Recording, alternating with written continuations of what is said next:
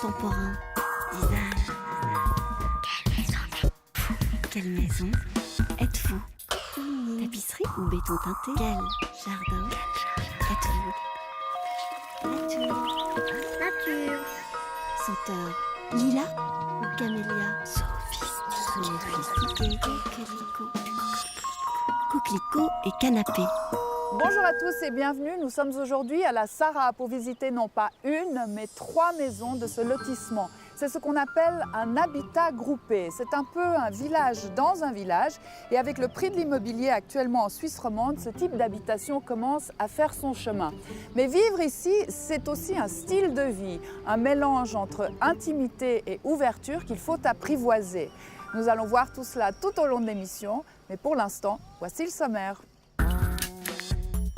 Dernier bilan sur la déco de notre appartement. Notre experte explique comment elle a travaillé.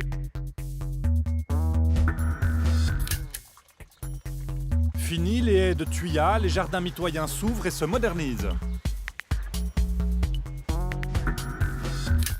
Notre objet culte du design, le calendrier Timor, sobre et intemporel depuis plus de 40 ans. Yves Favre, bonjour. Vous êtes architecte. C'est votre bureau qui a conçu cet habitat groupé. C'est du reste pas le premier que vous construisez. Mais l'enfant, qu'est-ce que c'est qu'un habitat groupé? L'habitat groupé, c'est un intermédiaire entre le logement en PPE, de copropriété, et la villa individuelle. C'est-à-dire qu'on a des structures d'habitation qui bénéficient d'un jardin, on a tous un pied à terre, on vit sur 2 étages comme une villa individuelle. On se retrouve avec des surfaces relativement généreuses. Et dans ce quartier, on a également différentes typologies. Alors, il y a combien de maisons ici? On a réalisé 39 habitations. D'accord. Elles sont toutes différentes. Pour ainsi dire, il y a 3 typologies d'habitations, mais après, elles sont complètement individualisées au niveau de l'intérieur et même de l'extérieur. D'accord. Justement, on va voir peut-être à l'intérieur comment ça se passe. D'accord. Alors, dans le fond, chaque maison a une très grande pièce à l'étage. Effectivement. Donc là, on a fait le choix également de mettre la zone de séjour, cuisine, coin, repas à l'étage. C'est pour des questions de dégagement et puis de vue sur les Alpes. Et puis au niveau de l'entrée, on peut chaque fois moduler. Donc on vient de traverser l'entrée. C'est une personne en réduit, simplement de rangement de 15 mètres carrés. Ou un bureau. Dans notre cas, on a réalisé l'entrée avec un économa, des zones de rangement pour l'habitation. Chacun fait comme il l'entend, en fait, une fois qu'on est à l'intérieur. Dans la structure qui est donnée, effectivement, on a pas mal de souplesse. Et alors en bas, ce sont les pièces de nuit. Oui, on a l'aménagement des chambres principales, des salles de bain et d'un petit séjour dans toutes les habitations. On profite également de la lumière zénithale par des puits de lumière qu'on pourra voir dans les salles de bain. Et puis l'espace central, qui est ce qu'on appelle le petit séjour, qui distribue les 4 chambres qui sont du côté du jardin, avec un accès direct au jardin. Et dans la partie arrière, les salles de bain, un petit atelier dans notre cas, ou bien les sous-sols qui sont plus au fond. Donc de nouveau, chacun aménage comme il veut cet espace. Et alors, cette porte, en fait, elle a une raison d'être. Oui, alors dans la modularité, on désirait que les gens puissent, dans le temps, modifier l'aménagement de l'habitation. Donc dans notre cas, on pourrait réaliser un 2 pièces et demie, complètement indépendant du reste de l'habitation et remoduler un petit peu le rez-de-chaussée supérieur. Donc 2 familles pourraient habiter ici, en fait. La famille principale, les parents, bien un jeune couple, il y avait vraiment cette volonté que la maison elle vive également dans le temps. Alors avant de visiter une autre maison, je vous propose de retrouver notre série sur la décoration. Aujourd'hui, c'est un petit peu le bilan et avec notre experte Sophie, nous allons voir comment elle a travaillé et surtout, elle va nous donner des conseils.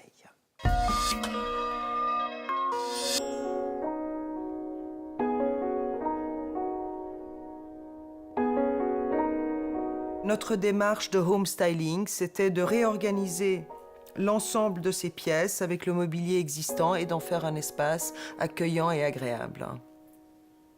L'idée est vraiment de fonctionner de manière économique en jouant la carte de la récupération de ce que l'on possède et de bien penser à l'équilibrage des achats. En ce qui concerne le temps donc dédié à cet appartement, je pourrais dire qu'en moyenne, je consacre 2 jours pour chaque pièce. Alors pour ce qui est ensuite de la partie des achats pour accessoriser l'appartement, on a déterminé avec la cliente une enveloppe de 2000 francs pour l'ensemble.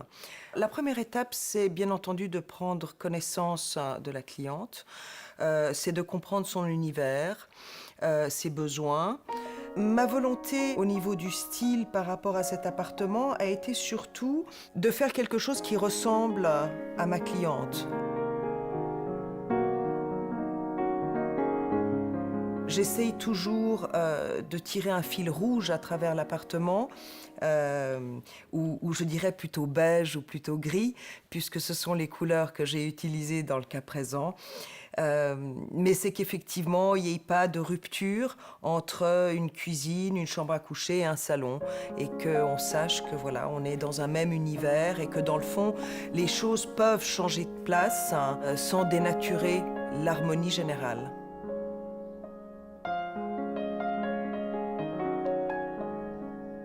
Alors après avoir tout meublé, je travaille l'éclairage, voilà. Et là, je vais avoir le souci, par exemple, de mettre un plafonnier dans certaines pièces qui en ont besoin. D'autres, on va les éliminer. Donc voilà, donc on essaye de vraiment récupérer un maximum de choses, tout en gardant évidemment à l'idée qu'il faut que les objets s'harmonisent entre eux. On se dit, voilà, j'ai un endroit qui ne fonctionne pas, qui n'est pas à mon goût, j'ai pas les moyens, et en fait, on ignore la potentialité des lieux et du mobilier qu'on possède et des possibilités que tout ça offre. Voilà, donc ça, c'est vraiment un élément de grande satisfaction, et c'est de voir que les gens, dans le fond, redécouvrent leur intérieur et puissent s'y sentir bien. Cindy Testa, bonjour. Merci de nous accueillir chez vous. Alors, on le voit ici, c'est complètement différent. Hein, l'aménagement est différent. Oui, c'est différent. L'îlot central était prévu dans le plan de base et on a souhaité le garder pour profiter d'une pièce à vivre complètement ouverte. Profiter de cette vue aussi magnifique sur les Alpes, ce qui fait que quand je cuisine ou que je fais ma vaisselle, je peux profiter du dégagement et de la vie de famille en même temps. C'est vrai que c'est somptueux. Puis alors la cheminée aussi, elle n'est pas au même endroit et elle est plus petite. Non, alors on avait envie d'une cheminée qui ne prenne pas trop de place, mais qui puisse nous chauffer tout le haut de la maison. Donc là, c'est un poêle à accumulation de chaleur qui nous a chauffé tout l'hiver. Alors on va voir l'extérieur. Alors, on le voit ici, les maisons sont très ouvertes, mais est-ce qu'on arrive quand même à garder un petit peu de son intimité? Alors oui, ici on a la partie un peu intime de l'extérieur avec la terrasse.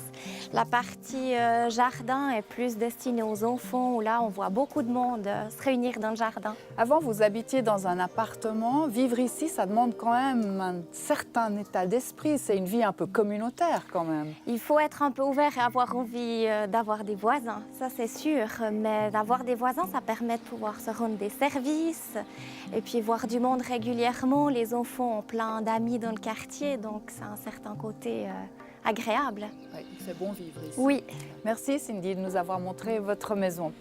Et on le voit ici, beaucoup de jardins ouverts, beaucoup d'espaces communs. Et nous avons rencontré un architecte paysagiste qui justement transforme des petits jardins en jardins ouverts. Il n'y a plus de haies, mais chacun garde quand même son intimité.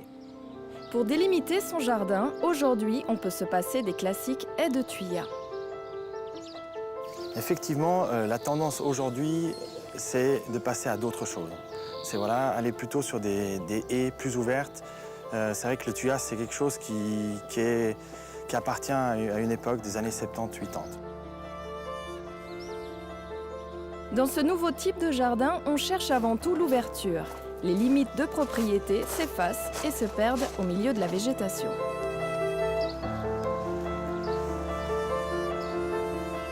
L'idée, c'était d'avoir une zone de végétation plus large.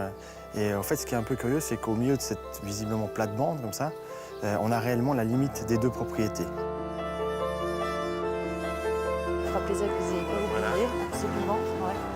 celui-là, il va repartir ou bien? Ici, on a créé une espèce de tableau, c'est-à-dire on a un point fort au fond, un gabion, avec devant un sujet qui se détache, avec un contraste de couleurs très saisissant.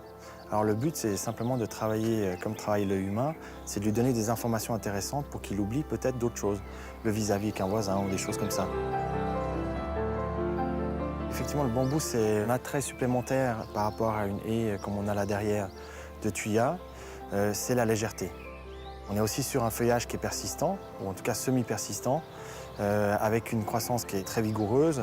Une plante qui, voilà, dès que vous avez un petit bruissement d'air voilà, qui passe, on a la plante qui commence à vaciller un petit peu, ce qui dynamise aussi le jardin. Au-delà de l'esthétique, avoir un jardin sans haie ni clôture change également les rapports entre voisins. On le vit très bien, on est très heureux d'avoir justement cette ouverture sur les voisins, de pouvoir se voir, de discuter, de s'inviter mutuellement chez les uns, chez les autres. Donc c'est très agréable, c'est ce qu'on a voulu, c'est la convivialité avec les voisins. Voilà, alors ici on a un autre exemple de jardin.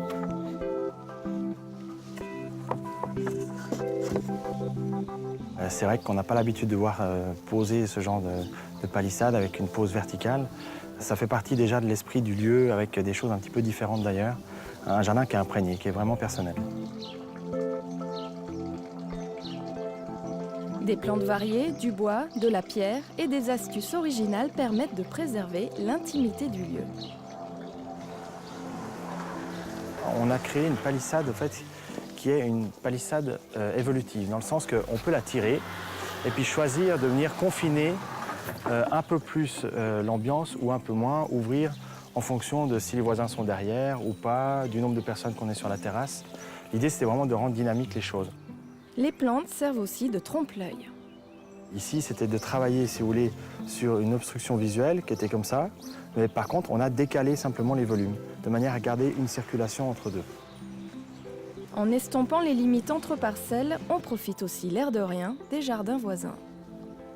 Alors l'avantage effectivement de ne pas avoir de haies, ça permet d'aller chercher des perspectives dans d'autres jardins, dans le jardin du voisin, rebondir avec des couleurs qu'on a peut-être 2 plans plus loin, et puis d'avoir l'impression que finalement son jardin, c'est déjà le jardin du voisin avec des ambiances qui appartiennent à l'ailleurs.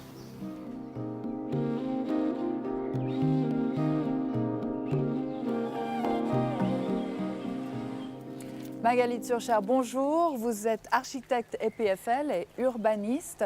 Alors, est-ce que ce type d'habitation existe depuis longtemps? On a l'impression que c'est quand même nouveau en Suisse romande.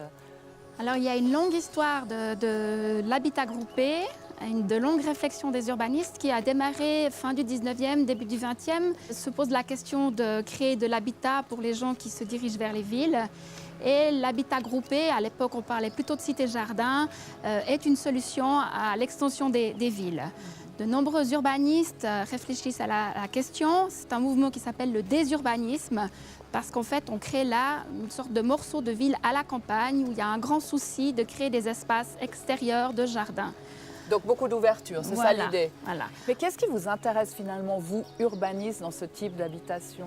Alors c'est une option qui est très intéressante par rapport à la villa et c'est pour ça qu'on a développé ce concept d'habitat groupé parce qu'on peut avoir une implantation qui est beaucoup plus compacte. On utilise moins de territoire et donc on contribue à lutter contre le fameux mitage du territoire. On peut aussi, avec la densité, commencer à réfléchir sur des espaces extérieurs communs. Des espaces, même voire dans certains cas intérieurs communs, et ça crée des lieux de rencontre, de convivialité, ça permet aux gens de mieux se connaître, d'échanger, même imaginer une certaine solidarité entre les gens, de soutien, et ça c'est vraiment un point très positif pour l'habitat et pour les gens. Alors est-ce que c'est l'avenir de l'immobilier en Suisse romande? Est-ce qu'on va vers ce type d'habitation? Alors en ville, sans doute pas, parce qu'on n'a pas les densités qu'on recherche actuellement, où on cherche plutôt à densifier avec 200 habitants à l'hectare, voire même des fois 300, 400 habitants à l'hectare. Et des options d'habitat groupé, on est plutôt dans l'ordre de 100 habitants à l'hectare. Mais c'est vrai que dans les zones comme ici à la Sarraz ou dans des communes plus rurales, c'est une option très intéressante parce que justement, comme je l'ai dit, on évite ce mitage du territoire. Mais en Suisse, on reste quand même très attaché à la villa individuelle. Disons, tant que le prix du terrain sera, disons, à un prix abordable. Oui, dans certaines régions, hein, pas voilà. partout. Mais c'est vrai que quand on commence à réfléchir avec de l'habitat groupé, on peut diminuer la charge foncière et donc du coup rendre plus abordable de l'habitat tout en offrant les avantages de la villa. On a chacun son jardin, on a chacun des espaces intérieurs relativement généreux. Merci beaucoup Magali de Surcher pour toutes ces explications. Et avant de visiter une troisième maison, nous allons retrouver nos deux jardiniers qui nous expliquent comment s'occuper d'un petit jardin, car on a souvent tendance à en faire et à en mettre beaucoup trop. 15, 16, 17, 18, 19, 20, 21, 22. Bon, alors ça fait à peu près 200 mètres carrés à 3 grammes le mètre carré. Ça fait... Ça fait combien? Faites quoi là? Vous cherchez un trésor ou bien? Ah, j'essaye de calculer pour savoir combien d'engrais je dois mettre sur mon gazon. Très bon réflexe, Muriel, parce qu'épandre de l'engrais dans un jardin, c'est comme faire une nouvelle recette de cuisine. Il faut être précis dans les quantités. Et en plus, si vous faites un plan précis de votre surface de gazon ou de vos plates-bandes, vous aurez toujours la bonne surface pour mesurer la quantité d'engrais pour ces surfaces. Il est alors typique, hein. On voit que ce gazon, il a la dalle. Hein. Celui-là, il faut le booster, il a faim, mettre de l'engrais. Alors, on a calculé les 240 mètres carrés pour votre gazon, fois 30 grammes, ça fait 7,2 kg à épandre sur cette surface. Alors, pour éviter les surdosages qui entraînent des brûlures, j'ai divisé la dose par 2 pour mettre la moitié à l'aller et l'autre moitié au retour. Mais je peux faire. Non, on ne veut pas éviter les dégâts, Muriel. Exercez-vous à blanc avec de la sciure. Hein. Donc, le mouvement auguste, on prend la sciure, on serre fort. La méthode de CPC, ceinture, poitrine, ceinture. Et on y va. Comme ça, il n'y a pas de dégâts. Allez. Ouais, bon, pas tout sur moi quand même. Marchez seulement. Allez-y, comme Jean-Luc. Là, vous n'avez pas tout à fait le mouvement. Vous avez le même bidon, mais pas le même mouvement. Mais pourquoi vous avez mis une bâche là? Parce qu'il y a encore de l'herbe. Tout simplement parce que l'engrais gazon est riche en azote et l'azote, c'est pas bon pour la mise à fruit de vos fruitiers. Et pour les arbres fruitiers, Muriel, on mettra un engrais spécifique à fruitier. Et puis, le luxe, le must, c'est le vieux fumier qu'on mettra en automne. Un bon fumier qui pue pas. Parce que votre fumier, quand il pue, c'est qu'il est trop frais. Alors pour mes rhododendrons, je crois qu'ils ont aussi besoin d'engrais. Ils sont tout jaunes et ils n'ont pas donné de fleurs. Alors c'est effectivement dû à un déséquilibre. On voit qu'ils sont tout chlorosés, donc cette couleur jaune. Alors pour ça, on va utiliser un engrais spécifique pour les rhododendrons qu'on va incorporer au sol, contrairement au gazon où on épand par-dessus. Ici, on va l'incorporer de manière à ce qu'il soit tout de suite disponible pour les racines. Fini les rhodos, Muriel, à moi. Une chose, pour tout ce qui est rosier, plate-bandes, arbustes, etc., quelque chose qui est très tendance, que vous allez bien aimer, c'est le bon vieux compost. Hein? On va le mettre 3 litres au mètre carré. Mais là, c'est pas 1 mètre carré, alors j'en mets combien? Pour un petit arbuste, 3-4 poignées. Là, on ne peut pas faire de conneries, ça c'est clair. Il faut dire que ça va donner de l'humus dans votre terre, que ça va nourrir votre terre. Et une bonne terre qui est bien nourrie, elle va nourrir votre plante. Pour les pots et les jardinières de balcon, il existe des petites billes intelligentes. C'est des billes d'engrais à longue durée. Donc l'engrais se libère au moment où les plantes ont besoin de pousser, c'est-à-dire quand il fait chaud et humide. Et avec ça, vous avez la paix pour toute la saison. Ça, c'est génial. Bon, moi, je vais continuer à m'exercer. Hein. Plus large. Un peu plus vite quand même. Mais... Ah, vous faites des bananes. Ça ressemble à ce que vous avez montré, mais c'est pas tout à fait ça. Plus haut, plus haut. Attention l'arbre, pas sous l'arbre.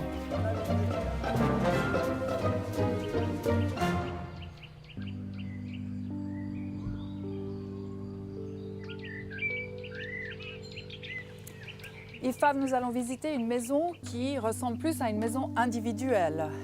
Alors effectivement, on a 8 habitations qui ont cette typologie un peu plus individuelle que les autres. Et elles ont la particularité d'avoir